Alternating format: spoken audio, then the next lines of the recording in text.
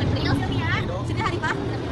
Ayo belajar bersama siswa dan siswi Farmasi Bakti Kencana Garut. Ke-1, obat bebas. Obat bebas memiliki logo berwarna hijau bertitik hitam. Obat bebas adalah obat yang bisa dibeli tanpa resep dokter. Obat bebas relatif aman dan bisa digunakan untuk mengobati penyakit yang ringan. Bisa dibeli di minimarket, toko obat, dan apotek. Kedua, obat bebas terbatas diberi tandali warna biru dengan garis tepi hitam. Obat bebas terbatas adalah obat yang benarnya termasuk obat beras, tetapi dalam jumlah tertentu dan kemasan khusus. Bisa dijual bebas dan digunakan tanpa resep dokter. Obat bebas terbatas bisa dibeli di apotek dan toko berizin. Ketiga, obat keras diberi pada lingkaran merah dengan huruf K. Obat keras adalah obat yang hanya boleh dibeli dan digunakan dengan resep dokter. Penggunaannya harus diawasi oleh dokter atau tenaga kesehatan karena berpotensi berbahaya jika tidak digunakan dengan tepat.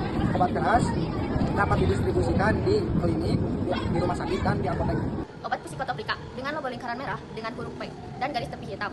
Menurut Undang-Undang Republik Indonesia Nomor 5 Tahun 1997 tentang psikotoplika, zat atau obat baik alamiah maupun sintetis bukan narkotika yang berkhasiat psikoaktif melalui pengaruh selektif pada susunan saraf pusat yang menyebabkan perubahan khas pada aktivitas mental dan perilaku. Obat narkotika diberi tanda dengan logo paham medali merah. Di satu sisi merupakan obat atau bahan yang bermanfaat di bidang pengobatan atau pelayanan kesehatan dan perkembangan ilmu pengetahuan.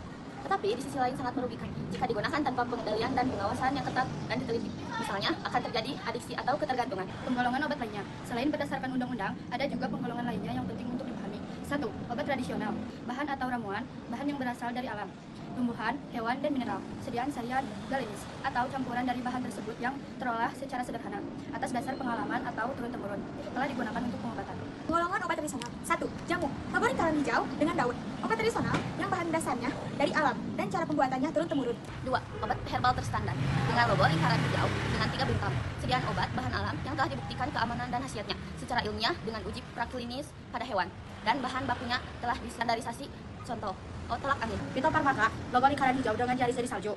Sediaan obat bahan alam yang telah dibuktikan keamanan dan khasiatnya secara ilmiah dengan uji praklinis pada hewan dan uji klinis pada manusia. Bahan baku dan produk jadinya telah distandarisasikan sehingga khasiatnya sudah terbuktikan secara ilmiah. Contoh Stimuno. Sekian dari kelompok kami. Mohon maaf bila banyak kekurangan dan kesalahan. Wassalamualaikum warahmatullahi wabarakatuh.